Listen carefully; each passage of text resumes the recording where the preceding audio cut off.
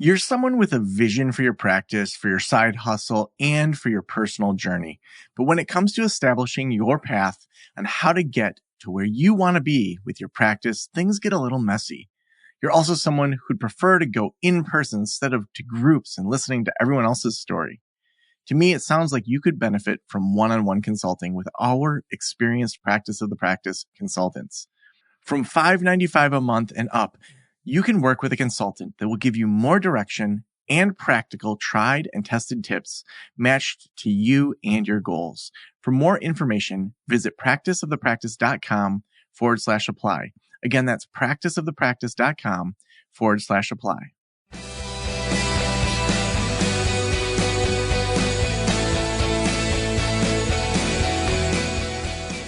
This is the Practice of the Practice podcast with Joe Sanok, session number 1096.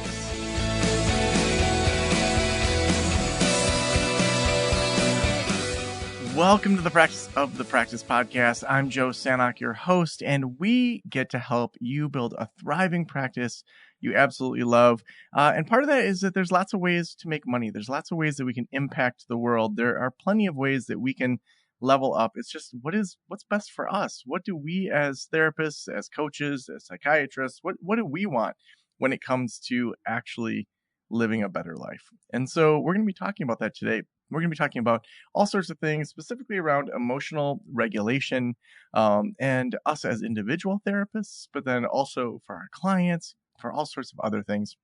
I am so excited to have Dr. Caroline Buzanko with us, who is a psychologist, mother, an international speaker, a professor, an ADHD superhero, and her mission is to unlock the potential of everyone she works with, igniting confidence and fortifying resilience. Dr. Caroline was recently honored for her work as the Psychologist of the Year for Alberta in 2024. Caroline, welcome to the Practice of Practice podcast. Awesome. Thanks for having me. Yeah, I'm really excited to have you here today. Lots of things that you're working on, and we're going to dig into emotional regulation in a minute. But there's a lot of things that you're focusing on. You're, professor around anxiety, ADHD, professor of change. Tell me a little bit about how you got into this work. It wasn't a straight journey from A to B, that's for sure. I didn't know I wanted to be a psychologist until I hit my 30s.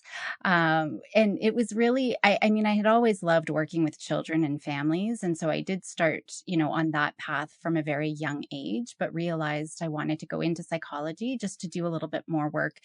And I fell into anxiety really just because of the onslaught of anxiety that we saw in kids. It's just increasing year after year, and managing my own anxiety, going through grad school, having my own kids, and managing their anxiety. And I just saw this was sort of the crux of everything that I was working with. Parents, managing parents' anxiety to help their kids with their, so it was just kind of the piece that really needed to be dealt with. And then from there, building on other things. And so I also realized I'm really passionate about talking about this too. So I do a lot of speaking tours and talk around the world just on how we can start promoting our own and our children's well-being. And it kind of starts with us. And so I actually do a lot of training with therapists too about mistakes that they're making in their own sort of training, and in working with clients, right? And the things that we're doing to perpetuate anxiety and make clients' anxiety worse. And so that's been an area that I have really been focusing on and loving. Now, I love that you're starting with the therapist or, even maybe the parents, before we get to the client or the kids. Tell me a little bit about when you say it starts with us, what can therapists be doing differently that would help with anxiety with our clients and with ourselves? Well, I know last time I came on the show, I was talking about imposter syndrome. And so I think just doing a little bit of an extension there and looking at some of our own sort of henchmen, I think that that's really important to address, because the traps that we fall into, it's often when we're not aware of some of our little henchmen. And what I mean by henchmen is I like externalizing things, right? Just like the movie Inside Out, there's joy and sadness and anxiety or fear. And so we want to kind of pull those out. Last time I mentioned Loki, who's the god of mischief. we actually Hmm. have 7 subcells. There's research that's showing we have at least 7. So I like pulling out all of those different parts and kind of understanding what those parts are that could be getting in the way of our own work. And a lot of times it's our own self doubt, perfectionism, making sure we make people want to feel good, at the end of the session. And so I thought maybe it would be helpful to start with some of those traps for those of us who maybe still are experiencing some of that imposter syndrome, some of that perfectionism, which, I would say at some point in our life, everyone experiences at some point. I don't know if it'd be helpful to go through some of those. Yeah, I think those 5 mistakes that we make as therapists, that would be great. Okay. Yeah, the mistakes, I think that's another piece that we can get into too.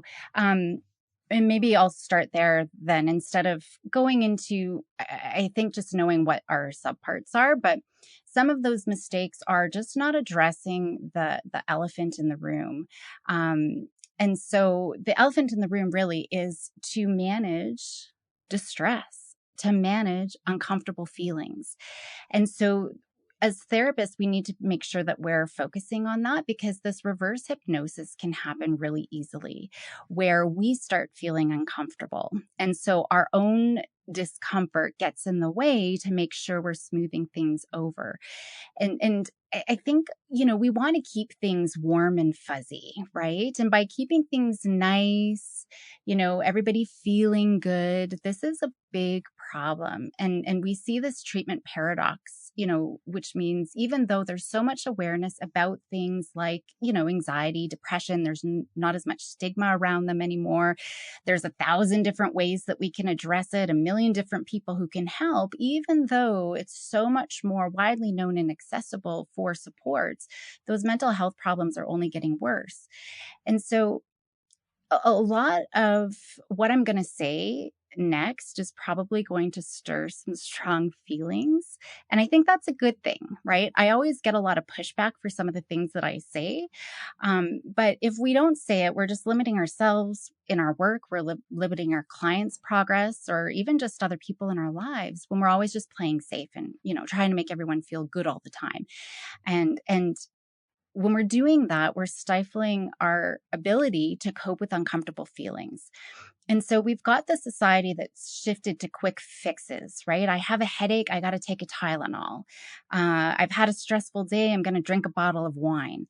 So we've got this quick fix and this overprotection, this checking in with our feelings all the time, right? So I'm talking about emotion regulation, but I'm not one to, how are you feeling? Let's stop what we're doing, everybody, and check in. How are we feeling? All of that focus can be really problematic. Being trauma informed and creating trauma out of everything. I mean, it can be very pathologizing. And now we have this safetyism. We need to feel safe, not physically, obviously, we need to be physically safe, but my feelings always need to be comfortable and managed, and you need to say nice things to me so that I can feel comfortable. I mean, all of that is really crippling, and it's created this sort of helplessness and hopelessness. And we see it, in the younger generation as a whole. They do feel helpless to change their world. There's nothing that they can do. And so it's not even about, I had intended to come in and talk about imposter syndrome and perfectionism that gets in the way of our work. It's not about that. It's really about distress tolerance and managing discomfort in ourselves and helping support our clients as well. So there's lots of different things that we need to do. One of the mistakes that we talk about are often, I mean, mindfulness is certainly important, right? It's important to keep our prefrontal cortex online. The mistake that we make is when we try to use things like breathing or relaxation or mindfulness to make ourselves feel better, because now we're perpetuating the story that anxiety or this uncomfortable feeling is bad. I need to get rid of it. And the belief, we're perpetuating the belief that I can control it, which we don't. It's so subconscious, right? If that fight flight is triggered, our brain takes a while to catch up, to figure out what's going on. Our body is already feeling those things. We don't have control. So mindfulness, when we're using it and setting it up the wrong way, we could be making that anxiety worse, right? So mindfulness is about staying in the moment so we can see the big picture, right? To keep that prefrontal cortex online, that's the part of the brain that's going to help us regulate our emotions, to think critically, to think rationally. Otherwise, we just get stuck in that big knot of emotion.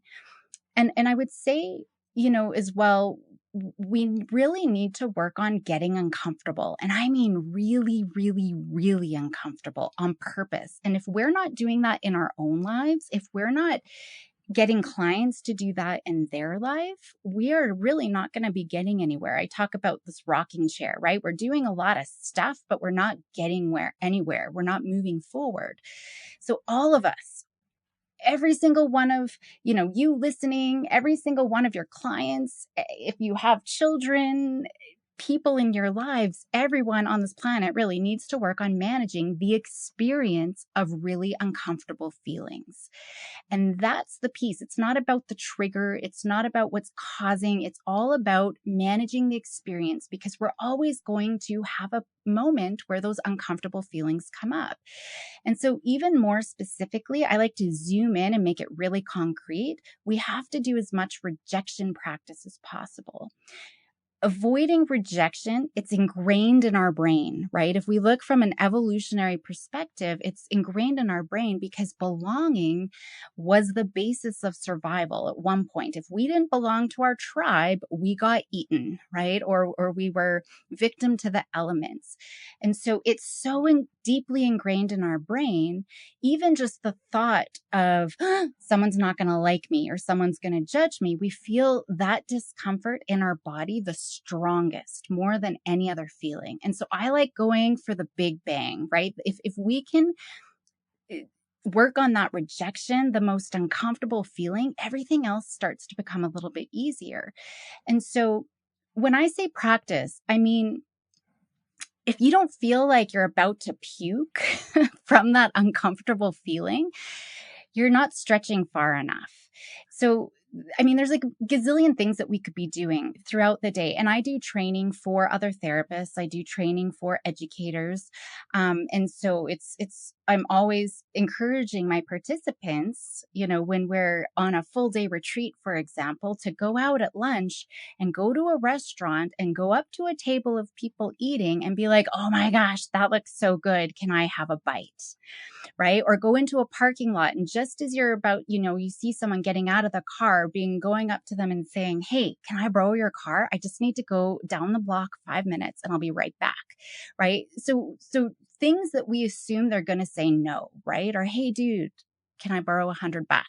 Right? Maybe give me your number and I'll try to call you in a week and give it back or whatever, right? So the more that we can do that, I mean, it's so uncomfortable and people are like, yeah, right, rolling their eyes. But I tell you, I've done some of these things and it is incredible. If you could do those things, everything else becomes so easy. So when it comes down to writing a report and you're scared of making a mistake, I mean, it's not that big of a deal. And when we're doing these things, these practices, we don't even need to do something like cognitive restructuring, because we see through our experience, hey, I just made a total ass of myself. It felt terrible. I thought I was going to puke. It was so embarrassing. But guess what? The earth is still turning. The earth didn't open up and suck me in whole. I'm still alive. I'm still breathing. People still love me, right? And that's usually like when we're held back and in by this fear. And it's, again, not about the trigger, but it's usually like our brain is feeling like this is a fatality. It's the end of the universe as we know it. So we learn through experience. That's what rewires our brain. And that's what we want to do in our work with clients, is rewiring the brain. And it's living through that experience, not just sitting for years and talking about it, not doing some worksheets. I mean, it's living it. And so then when we are faced with another challenge, I mean, nothing is probably going to be as embarrassing as going up, and asking someone if they'll name their first baby after you, right? So it just makes it way easier to manage those feelings. And so when we're faced with a situation, in a real, everyday situation, now we can call out our little henchman. Okay, perfectionist Paula, thank you, for trying me to make sure I'm doing my best. I've got it under control. Or thank you, freaking out Fran, for showing up today. I'm going to use this energy to do my best, whatever that is, right? It's not making the sadness or the worry or the perfectionism or whatever is coming up. It's not to make it go away. That's impossible. We need every emotion, right? We need to have fear, obviously, to keep ourselves safe. We need to feel disgust so we don't eat rotten food, right? We need to have shame because that's how we learn from our behavior so we can be part of the tribe, right? We need to have all of those emotions. So it's never about getting rid of it. And so we don't want to fall into that trap. It's impossible. It's about changing our relationship with it, changing our response to it.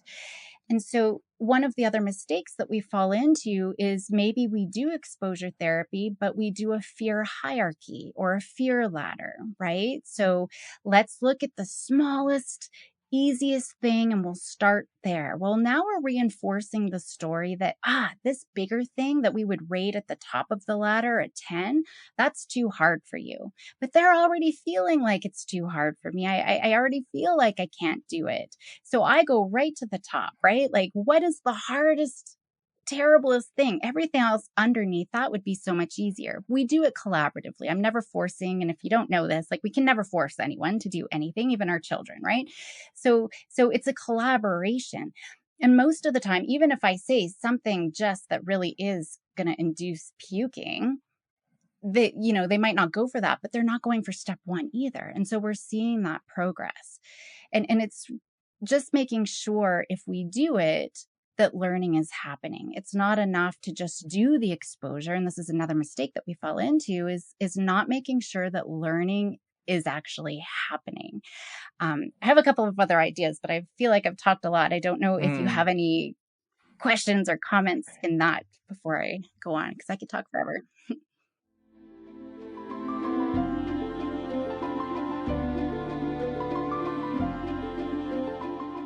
As a therapist, I can tell you from experience that having the right EHR is an absolute lifeline. I recommend using therapy notes. They make billing, scheduling, note-taking, telehealth, and e-prescribe incredibly easy. Best of all, they offer live telephone support that's available 7 days a week. You don't have to take my word for it. Do your own research and see for yourself. Therapy Notes is the #1 highest rated EHR system available today, with a 4.9 out of 5 stars on trustpilot.com and on Google. All you have to do is click the link below or type promo code Joe on their website over at therapynotes.com and receive a special 2-month trial absolutely free. Again, that's therapynotes.com and use promo code Joe on the website. If you're coming from another EHR, Therapy Notes will also import your demographic data quick and easy at no cost, so you can get started right away. Trust me, don't waste any more of your time and try Therapy Notes. Just use promo code Joe at checkout. There's just more kind of personal application that got me thinking. I'm a dad of 2 daughters. They're 10 and 13, and I know we were talking more kind of clinical stuff, but I'm interested from just a parenting standpoint. When you think about children that have that emotional intelligence, that emotional regulation, or are learning it, I don't think any child's going to knock it out of the park every time. It's kind of a iterative process. What would you say you're suggesting that parents do to build that emotional regulation in their kids? I tell them to stop doing anything. We over monitor, we over supervise, we over everything, right? It's all this over protection. There's a great show in Japan. It's called Old Enough. When I do my trainings, I take little clips, and some of the clips are 2-year-olds who are given a task to walk 1.5 miles down a busy highway by themselves to go to the supermarket and get some bread and come home. A 3-year-old who gets on the bus to go to his dad's work to get his jacket that he forgot and come home. we need to give our kids, and I know, in the United States, I'm in Canada, so, maybe there's not as much fear. But even still, I mean, in North America, we have a lot more fear and yeah, buts. I would say it's our yeah, buts that are getting in the way. We need to, so maybe you don't feel comfortable sending your 3-year-old on a bus, right? And I think one of the big concerns that is a legitimate concern is other people calling social services on you, right? But there's no uh, crime on children anymore. Not, since like the 50s. Our children are safer now in the neighborhood, in the community than ever before.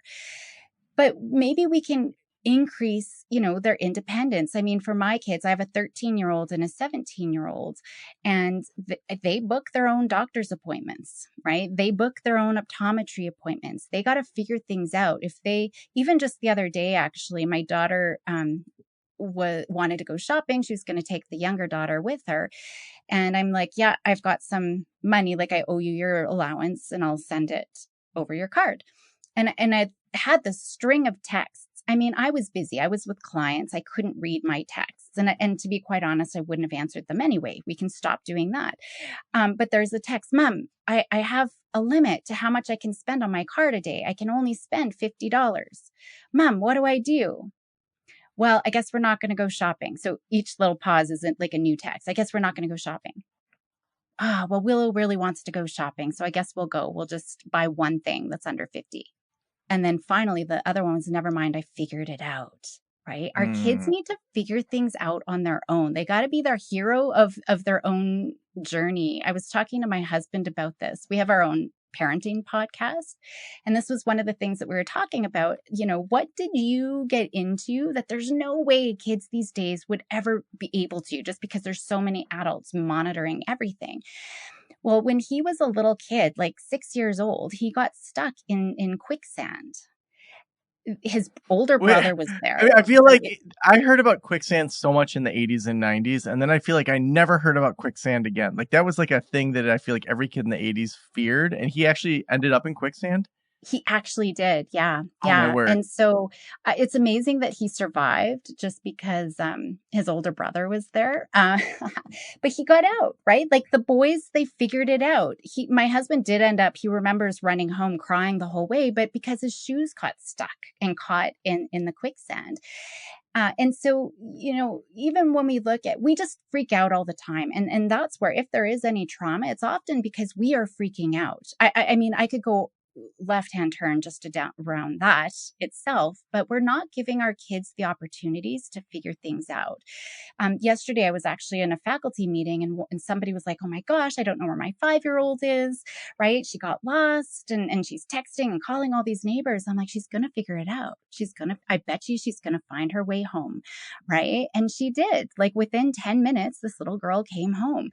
And so we need to give our kids a little bit more freedom, like I don't know. I came home one day, it was a Sunday. Me, my older one, and my husband went to a play. My little one didn't want to come home, or didn't want to go. We came home and she wasn't home. I didn't know where she was, but I knew that she had the skills to make sure she's taking care of herself, right? And whenever we're in a hard situation, I'm always like, resilience. It's gotten to the point now where my girls are like, Mom, don't say resilience, right? Like, I hate when you say resilience when they're in a pickle. But I'm always saying, how do you MacGyver your way out of this, right? Like, what are you going to do? How are you going to figure this out? I'm not swooping in to fix things all the time. Man, this is a whole other topic. I could go on and on about this. This is That's my why you have a jam. whole podcast. No, Yeah. that's awesome. Yeah. Now, we've got 5 or so minutes left. I'm wondering, when you think about therapists, I would love to hear some tips, some kind of clear tips that people can do for themselves to really enact emotional regulation and to be moving towards a lot of these mindsets you've talked about. But then also after that, maybe how that then can be transmitted to therapy clients. Yeah, so it is practicing, like I said, getting out of our comfort zone. One of the things that I like to focus on too is getting out of contextual thinking versus procedural thinking, because contextual thinking kind of keeps us stuck, right? Even little everyday things like I must have a full hour at the gym to exercise, otherwise it's not even worth it, I'm not going to do it at all. Procedural thinking, and this is something that we need to be practicing in our own life and teaching our clients as well. It means being able to break things down and moving one step at a time. And so I love showing a video of Heather Dornadin. It's a college race, I think. And right near the end, she falls down. Now, a contextual thinker would think it's not a perfect race, and then they would give up, right? They'd probably limp off of the racetrack. But Heather, she's a procedural thinker. And so her thought process is, I fell down. What's next? And this is huge when we're looking at making mistakes, right? What's next? I stand back up. What's next? I start running. What's next? I try to catch up to that runner. What's next? I try to catch up to the next runner, and on until she finishes that race. And it's not thinking ahead. It's about what's next, what's next, what's next. I think as therapists, we can become so overwhelmed with everything going on in our own lives, in our clinical work, in the media. And so it's being able to zoom back down. What right now do I need to do? And I know last time I talked with you, I talked about our sort of 3 priorities a day. I actually have it on Post-it notes. Every task that I need to do broken down on a Post-it note, color-coded, depending on, what area of my life it is. So when I sit down, it's what's next, what's next, what's next. And I love using a GPS analogy. We set that destination, whatever the destination is. But no matter what detours come up, that GPS is always going to redirect us. And so it's being able to pivot. Okay, that didn't work. Now I need to go a different way. Which way? One really simple thing that I think everybody should do, again, in their own life and with clients, is a mistake of the day. Celebrate your mistake of the day. What was my mistake of the day? And what did I learn from it? And what's next? Practicing that sort of procedural thinking. And again, I do it in my own home, and my girls will come home and be like, Mom, I got to tell you what my mistake of the day today was. It was epic, right? We're looking forward to it. And so again, we're not getting rid of the big uncomfortable feelings. We're changing our response. We're changing our relationship to it. And I think that that's another big one that we just get stuck in, because the world is so different now and so focused on the outcomes and the call out culture. And there's so many different pieces there. But I think that that's a powerful thing that we could be doing to help shift that growth mindset. We talk about growth mindset. How do we practice it? And that's one great way to do it. And like I said, doing something brave, courageous, uncomfortable every day. So awesome. Well, Caroline, the last question I always ask is, if every private practitioner in the world were listening right now, what would you want them to know? I would say whenever things get tough, one of those subcells that we need to have is a strong coach, right? And so when we look at, even, I guess this ties in with the emotion regulation, they don't sit and ask how we're feeling, right? Coaches. It's about what is my job and what's next. We can acknowledge that I'm feeling whatever it is, but then what is that little coach? What do they need to say to us to get through? And I have an inner coach that has 2 mantras, depending on the situation. One is force the universe, and the other one is just do it. I also love Gretzky. He said you miss 100% of the shots that you don't take. So find that inner coach, find that mantra for yourself, for your clients. And I think that that's a big piece of all of this that would help. If people want to follow your work, if they want to learn more about what you're working on, where should we send them? Yeah, so I have 2 podcasts. One is Parents of the Year, all things parenting. I have another one called Overpowering Emotions, which I talk all about emotion regulation, resilience. I'm on a journey of resilience right now. And so you can find me there, or my website, drcarolinebuzanko.com. So awesome. Well, thank you for being on the Practice of the Practice podcast. Thanks for having me. It was great.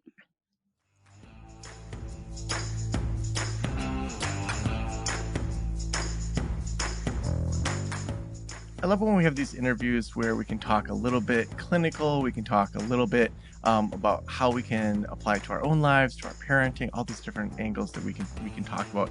Clearly, this is a big topic that you're going to want to go check out those podcasts because it goes well beyond the time that we have together here today. Also, if you're looking to get a little more organized with your progress notes, Therapy Notes is the place to go. It's the best EHR out there. You can do your teletherapy, your billing, all of that through it. Just head on over to therapynotes.com, use promo code Joe at checkout, and you're going to get a deal so that you're not paying that full price. Again, that's therapynotes.com. Use code Joe at checkout to get that deal. And thank you so much for letting me into your ears and into your brain. Have a great day. I'll talk to you soon. Special thanks to the band Silence is Sexy for that intro music, and this podcast is designed to provide accurate and authoritative information in regard to the subject matter covered. It is given with the understanding that neither the host, the producers, the publishers, or guests are rendering legal, accounting, clinical, or other professional information. If you want a professional, you should find one.